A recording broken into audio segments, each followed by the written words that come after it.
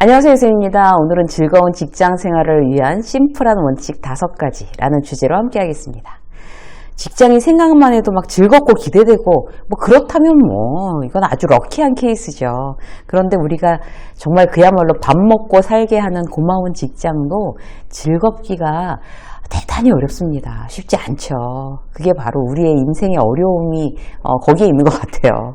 그래서 직장에서 어떻게 하면 조금 더 잘 지낼까 연구하고 노력해서 상황을 점점 좋게 만드는 건 결국 우리 인생의 질을 높이는데 대단히 큰 도움이 됩니다. 생각해 보세요. 하루 종일 있어야 되고 주말 빼고 매일매일 가야 되는데 그 직장에서 스트레스를 덜 받고 할만한데? 재밌는데? 이런 느낌이 든다면 얼마나 사는 게 여유가 있겠어요. 저절로 그렇게 되겠어요? 노력하셔야 됩니다. 오늘도 직장에서 스트레스 받는 분들 마음의 훈련을 조금 더 적극적으로 해보도록 하죠. 10분만이라도 연습해서요.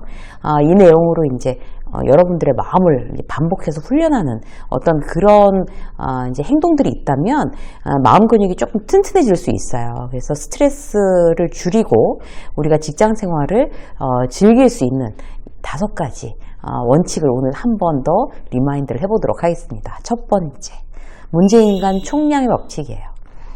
어디를 가든 30%는 있어요, 여러분. 30%. 회사에서도 일반 커뮤니티에서도 마찬가지예요. 동창회에 가서도 마찬가지, 친구들 지간에서도 마찬가지, 친척들 대대적으로 모여도 마찬가지예요. 이 법칙은 어디서나 통하는데요. 여기에서 얘기하는 이제 문제인간이란 어떤 걸까요? 진짜 문제가 있는 사람이란 뜻이 아니고요. 나하고 안 맞는 사람은 어느 그룹에서도 30%는 있다. 이렇게 생각하시면 돼요. 이 사실을 알고 있으면 어떤 마음의 습관이 가능해요? 누군가랑 안 맞아도요, 그렇게까지 스트레스 받지 않아요. 그러니까 그런 어떤 스트레스 받지 않는 이제 방어막이 될 수 있다는 거죠. 예를 들어 볼게요. 다른 부서로 이제 내가 전배를 갔어요. 그런데 거기 팀장하고 사사건건 이견이 생기는 거예요. 그러다 보니까 이제 계속 그 팀장이 나를 못마땅해 해요. 내가 이 부서에 적응 못하나? 내가 무슨 부적응한가? 이게 번뇌에 계속 이제 지속될 일이 아니라는 거죠.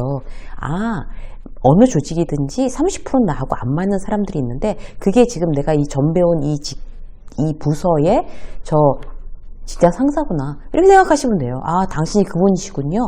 이거죠. 이렇게 되면 사람에 대해서 크게 휘둘리거나 스트레스 받거나 그 사람에 대해서 위축되지 않는 효과를 볼 수가 있습니다. 사실 후배가 들어오면 또 기대가 굉장히 크잖아요. 근데 요즘은 이제 당황하는 선배들 많죠. 후배가 들어왔는데 이거 후배가 아니라 상전입니다. 상전. 후배 시집살이라는 말 요즘 많이 해요. 그래서 내가 선배 노릇을 잘 못하나? 내가 리더십이 없나? 물론 반성하셔야 돼요. 반성하는 거 굉장히 좋아요. 자기 발전이니까. 그런데 여러 가지 시도해보고 굉장히 나는 노력하고 여러 가지로 내가 이제 잘못된 부분은 없는 것 같아.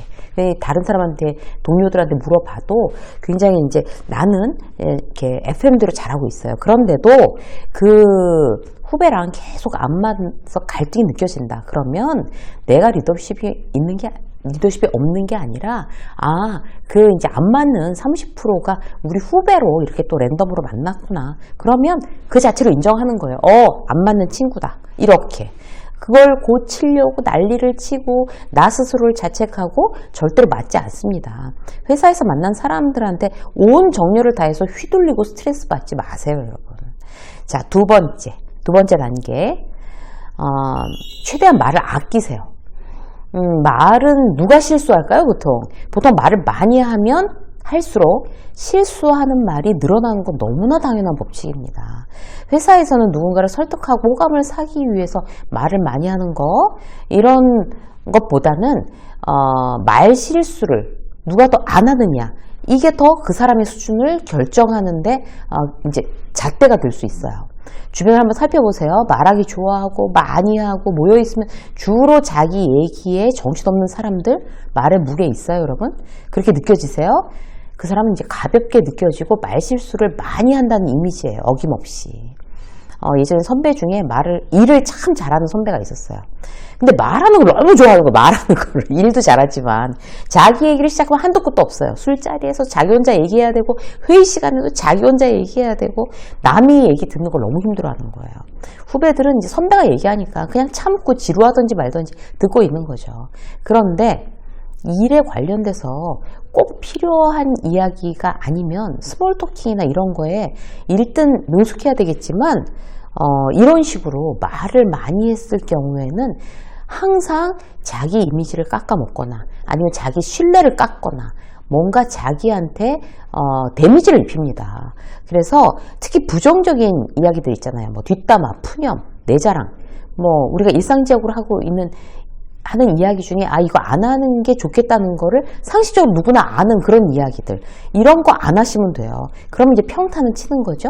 자, 나는 회사에서 굉장히 필요한 얘기 이외에 쓸데없는 얘기는 안 하는 걸로 원칙을 삼자, 이렇게 여러분들 생각하시는 거. 제가 아까 말씀드린 그 선배, 일은 잘하지만 저 사람 믿을 사람이 못 돼, 이런 어떤 이미지를 피하는데 굉장히 도움됩니다. 자, 세 번째, 할 말은 하는 거예요. 자, 말수는 줄이되 할 말은 하는 겁니다, 여러분. 표현에 능하셔야 돼요. 적극적으로 해야 할 말은 한다는 거죠. 그게 직장 스트레스를 줄이는 방법이에요. 적극적으로 표현해야 할 것들이 뭐예요? 원칙을 정해놓고 기억해두면 도움이 돼요. 자, 내가 적극적으로 표현해야 될 거, 고맙다는 거, 그리고 이제 미안하다는 거, 이런 거. 그러니까 고맙다는 말은 자주 할수록 좋아요. 미안하다는 말은 즉시 하는 게 좋아요. 이게 굉장히 중요한 얘기거든요. 직장 후배한테 예를 들어서 뭘 시켰어요. 가지고 왔어요. 무슨 자료 좀, 김대리, 무슨 자료 좀 찾아서 갖다 주세요. 라고 했어요. 그럼 자료 갖고 왔어요. 예, 알았어요. 이렇게 하는 선배가 있고, 예, 고마워요. 라고 하는 선배가 있어요. 이게 습관이 돼 있어야 된다는 거예요. 고맙다는 얘기. 아무 소리 없이 그냥 이렇게 받는 습관과 정말 후배한테도 너무 당연한 걸 시켰음에도 불구하고 나한테 갖다 준 거 고맙다고 얘기하는 사람, 품격이 굉장히 달라집니다. 미안한 일 있으면 바로바로 즉시 미안하다고 나이스하게 얘기하는 거, 이게 바로 직장생활 잘하는 방법이에요. 또 어떤 거예요? 할 말을 하는 것 중에 무례함을 당했을 때는 자기 방어를 적극적으로 하셔야 됩니다. 내가 말 안 하고 그냥 넘어가면 서로 정색하고 싫은 소리 안 하면 좋은 거지 뭐, 이렇게 넘어가면 진짜 좋은 걸까요, 여러분? 그 다음에 그런 일들이 계속 반복돼요. 그러면 내가 마음에 계속 스트레스가 쌓이면 결국 내 직장 생활을 유능하게 잘 못하게 하는 그런 단초 역할을 합니다. 그래서 부당하고 잘못된 일이면 단호하고 정중하게 그렇게 이야기를 한다. 이걸 이제 스스로 원칙으로 갖고 계세요. 그리고 내가 그거에 자신이 없으면 미리 머릿속으로 계속 시뮬레이션 해보는 거 굉장히 중요합니다. 그리고 회사에서는 돌려 말하는 거 그다지 중요하지 않아요. 간접적으로 두루뭉술 말하는 거 무능한 사람으로 보입니다. 그래서 나 자신에게 별로 좋은 이미지 메이킹이 아니에요. 난 돌려 말하지 않는다. 두루뭉술하게 얘기하지 않는다. 정확하게 할 말은 한다. 이 원칙 세 번째였고요. 자, 네 번째, 비즈니스 커뮤니케이션을 끊임없이 공부하셔야 됩니다. 뭐니 해도 일머리 있는 말, 비즈니스 커뮤니케이션에 능하지 않으면 직장생활은 어려워져요.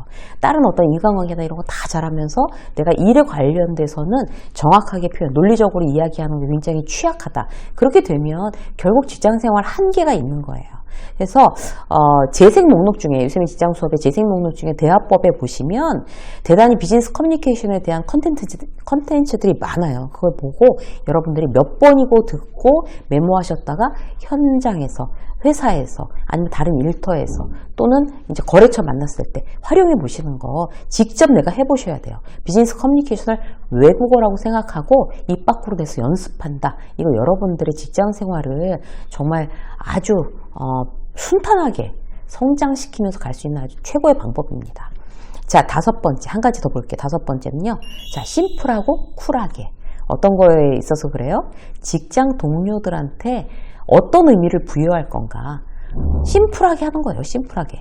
직장 생활이 길기 때문에 그렇게 의미를 부여하다 상처 있고 회의를 느끼고 갈등을 겪고, 그런데 직장 인간관계는요, 그렇게 고민할 인간관계가 아닙니다, 여러분. 이해관계로 모인 사람들이 각자의 목표를 추구하면서 우정과 신의로 각자의 목표를 위해서 잘 지내다가 때가 되면, 늘 한계가 있으니까 때가 되면 헤어지는 거예요. 그게 바로 직장 인간관계입니다. 관계의 친밀감에도 기간에도 우리는 한계가 있다. 인정하셔야 돼요. 그런 걸 인정하면 어떤 거가 달라져요? 일단 새겨들어야 할 말, 그냥 무시하고 그냥 넘어가야 할 말을 대단히 구분하게 돼요. 내가 스트레스 받지 않는 방법이에요. 예를 들어 볼게요. 내가 칭찬받고 승진하고 잘 나갈 때 누군가는 나를 질투해요. 그럼 그런 시선이 있기 마련이죠. 역시 사람은 빼기 좋아야 돼. 이사님이랑 동문이니까 든든하겠다 김대리 막 이렇게. 근데 그렇게 얘기했다고 해서 정색하고 얼굴 빨개지면서 그거 가지고 싸워요? 아니죠. 네. 이러고 말아버리는 거예요. 한 귀로 듣고 한 귀로 흘려버리는 이야기와 정말 내가 그 무례함에 대해서 받아쳐야 될 이야기, 여러분들 구분하는 거 대단히 지혜를 필요로 합니다. 어떻게 구분해야 되는지 잘 생각해 보세요. 무시할 말은 무시하고 흘려들어야 될 말은 흘려듣고, 넘어가면 다시 반복될 만한 그런 무례함에 대해서는 단호하게 얘기하고, 이거를 여러분들이 구분하는 지혜를 발휘하세요. 후배에 대해서 이제 선배가 돼가지고 막 너한테 실망했어 이러면서 따지고 흥분하고 후배를 고치려 들지 마세요. 이것도 심플한 인간관계에서 굉장히 맞지 않는 겁니다. 있는 그대로 너는 그렇게 생각하는구나. 있는 그대로 인정하는 거. 그 자체로 인정하는 게 바로 심플하고 쿨하게 직장 인간관계를 하는 방법이 되겠습니다. 오늘은 여러분들과 함께요.